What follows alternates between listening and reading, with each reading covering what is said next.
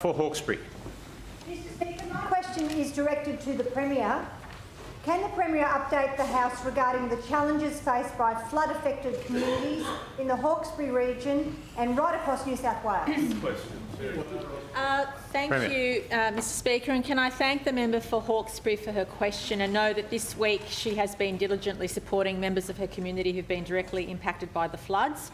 And I ask her, as I had this morning, to apologise to those volunteers. I wasn't able to visit this morning due to matters outside of my control, but I just want to assure her that her community, as well as all flood-affected communities across the state of New South Wales, will be supported by us during this difficult time.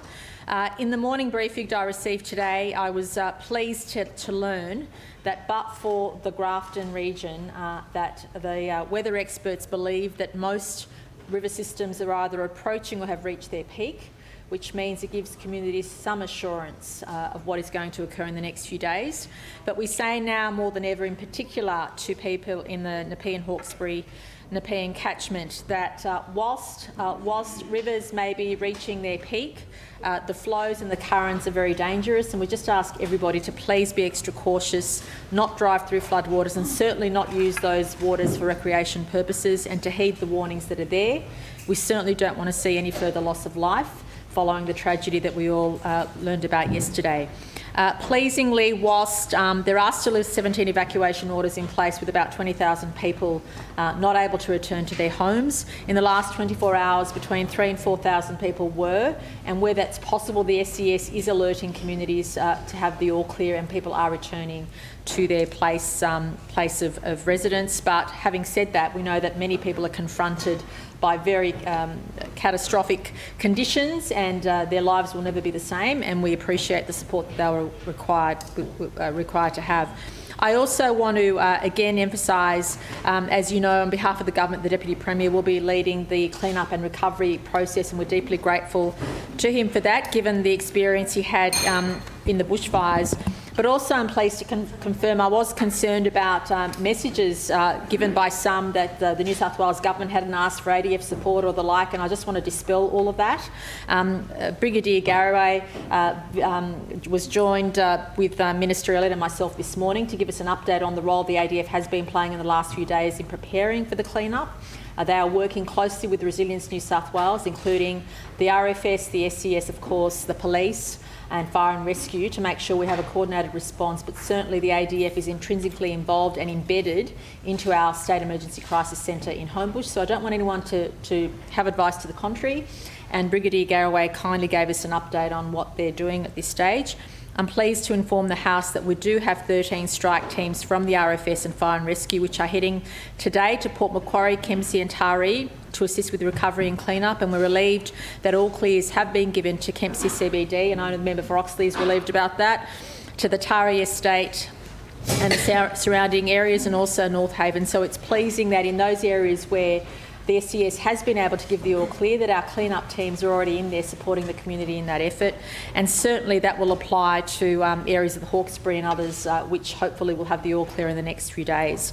But as we know, the situation remains volatile and dangerous, and again, today the SES have advised that the government's focus will be on getting supplies to those communities that have been isolated. 5 helicopters were in the air yesterday undertaking resupply and other essential tasks, specifically along the Hawkesbury. But I also know that other places around the state were also receiving that care. And deliveries included all manner of products, but also fresh food and vegetables and essential items that communities need. And yesterday it was pleasing that in the Richmond community 54 pallets of food were delivered, just to demonstrate how many people were isolated and their lack of access to any supplies. I also wanted to acknowledge the good work being done by the Department of Education. Regrettably, there are at least 50 schools that have had permanent damage done, and the government's assessing those affected schools and to ensure that schools can resume as soon as possible in a safe way, and so obviously that information will be provided to parents and school communities. Yesterday, can I also commend New South Wales government, the minister and also federal government together have announced or added an additional 13 local government areas that are receiving disaster relief. That's very important. We need to make sure we get this support to communities as soon as possible, and unfortunately quite a few of the local government areas which were identified yesterday in that category were very severely bushfire impacted communities. Bega Valley, for example, Eurobodalla, Glen Innes, Inverell, Tweed and Wingecarribee areas. Member for Hawkesbury. I seek an extension of time. 2 minutes, Graham. Thank you, Mr Speaker. These areas which were identified for disaster assistance, unfortunately, as I've mentioned to the House, were similar communities that required this assistance during the catastrophic bushfires, and I think that just demonstrates what people are facing today and in following days and weeks in terms of their ability to pick up their lives and move forward. And whilst, as I said, the current rainfall has diminished, which is great news, in fact the two weather fronts didn't pose the danger we thought they would for the remainder of the week, and for at least 7 days we're not expecting any rainfall. We are still requesting people remain vigilant. Complacency is our biggest challenge at the moment, and as we said yesterday, just because the sun is shining we can't let our guard down, and I want to thank all communities for their patience. I want to thank those who've been displaced, and I can imagine what a difficult time they're going through, but their friends and loved ones have ensured their safety at this time.